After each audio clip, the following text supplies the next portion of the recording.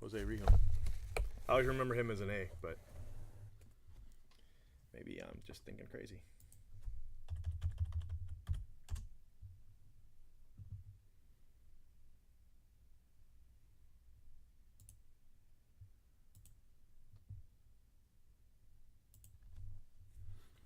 All right, guys. If you missed it, the first two autos were Jose Rijo and Ron Kittle.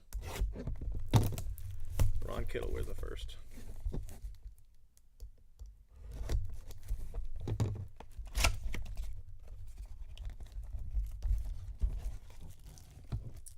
Another red. Tom Browning. 20 game winner. Pitched a perfect game. He was a red, right? Tom Browning.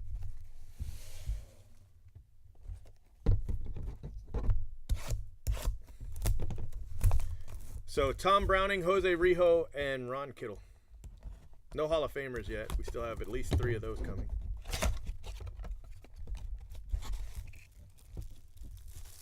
Jack Morris. Not a Hall of Famer. But if you know that game with the Braves, Jack Morris against, it wasn't Maddox. What was the other guy? Man, that was a crazy game. Was that 91? 91 World Series?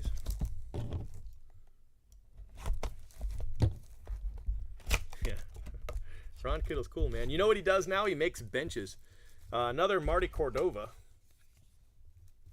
540 RBIs in 952 games. That's pretty good. It's a good stat. He makes baseball benches. Ron Kittle does. Isn't that cool? He's got a website and everything. Well, look at that one. That's a cool ball. Bo Jackson. That's a cool ball right there. Told you should have got in it.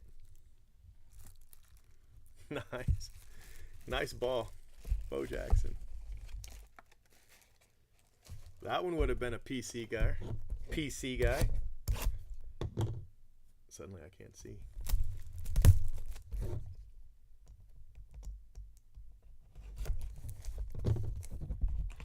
Yeah, that is pretty nice. Is that Greg Nettles? It is. Greg Nettles.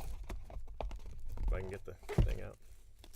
You know what's famous about Greg Nettles is, I want to say 91 or 81 Donruss. Is it 81 Donruss?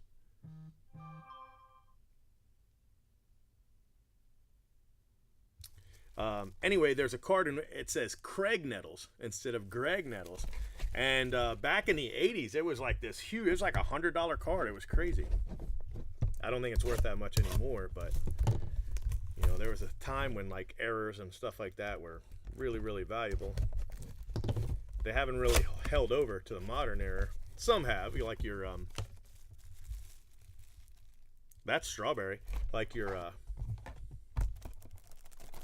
Frank Thomas, but for the most part, you know, Darryl Strawberry, 1983 Rookie of the Year. I'll tell you another story about Darryl Strawberry. His first card was actually 83 Topps traded, right? And my dad, he had a store back in the 80s. But this was before the store. Not too much before the store. But anyway, so we went to a show, right? It was in the mall. That's where all the shows were back then. And so we went to a show in the mall. 74 AL Rookie of the Year, Mike Hargrove. And this is what they thought about condition back then. They had this game at the show where there was this wooden box full of cards, right? And there was a hole drilled in the middle of the wooden box, and you put your hand into the hole and grabbed as many cards as you could with your bare hand, and then whatever you could get back out of the hole, you got to keep, and it was $1. And so my dad, because I was a kid in '83, my dad had me do it. And so the trick is you put your hand in the hole and you grab a big stack of cards, as much as you can, and then you bang the cards against the side of the wall of this wooden box in order to align them, like so, and you'd bang them, and then you could get them out of the hole instead of trying to do it like this, right? So that's what we thought about condition back in the 80s.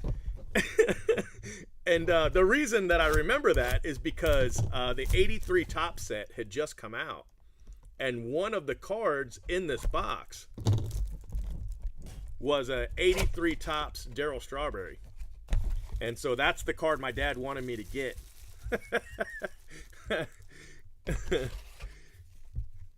Bobby Richardson, World Series MVP, shot heard around the world. Bobby Richardson.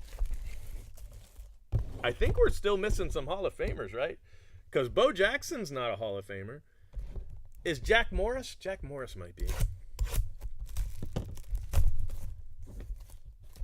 If he's not, he should be, but.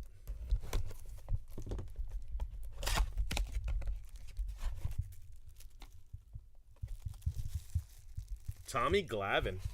There's a Hall of Famer. Is that who was pitching against Jack Morris? Was it Tom Glavine? It might have been.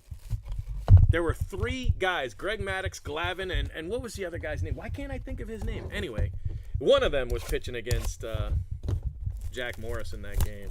Jack Morris went all 10. I want to say it was the other guy.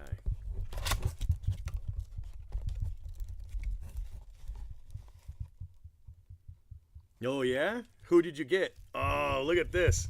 Yeah, the last two boxes were our last two Hall of Famers. That's a nice name right there, my friends. Wade Boggs. Wade Boggs. So not bad. Wade Boggs, Tommy Glavine, and then the Bo Jackson. So this one actually ended up, this one might be better than the first one.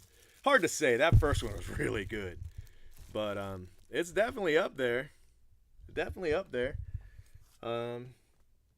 No Ozzie Smith in this one. These are much better than I remembered from last year. So, right when I go to take the picture, it falls over.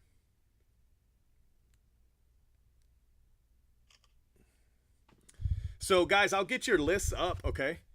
I'll get your lists up. Remember, you can, if you're in the later picks, like picks 5 and down, feel free to pick from that supplemental list of guys I have if it's a PC guy that you want, So, but you don't have to start picking till tomorrow, but if you know who you want, go ahead and pick now. But, wow. Rod Carew on a 68 Topps card. That's cool, Matsui. That's nice.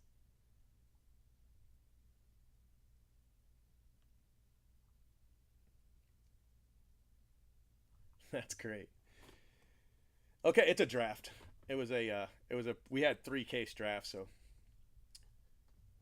All right, guys, I'm going to go, but I do have Gold Label up. So check that out if you want in Gold Label. There's only 12 spots. It's a good break. 16 boxes, so there's 16 of those gold framed autos. And then there's other autos as well and other good hits. So, dang, 1-of-1 Pudge. That's cool. That sounds a lot like that first case we did. Not the Carew, but we hit Pudge and Matsui in that one. All right, guys, talk to you later. Thanks a lot for watching. Hope you have a good one. And see you tomorrow. We got Gold Label coming out. And then, check this out. I got this other break. It's called 1930s. And what it is they take a card, right? An actual real card from the 1930s. They encase it with a cut auto from the player. There's only 120 players. There's anywhere from like 3 to 25 of each guy. So there's not very many. And the case has 15 of these cards in it. It's really, really cool. Definitely, it's expensive. But definitely worth getting in. So definitely get in that one. I haven't put it up yet, but definitely check it out. Here, I'll give you a link to. Here's a link. These are where it'll be. But the Gold Label's already up. I haven't emailed Gold Label out yet. I'll probably email that out tomorrow. But Gold Label is already up, and then that other break, I probably won't list it until probably Thursday because I don't think I'll get it in until Friday. It releases on Wednesday, but it's one of those products that Blowout won't even get until release day, so they can't get it to me until afterwards. So, all right, guys, have a good one. Thanks for watching, and I'm going to get your lists up, okay? All right, talk to you later.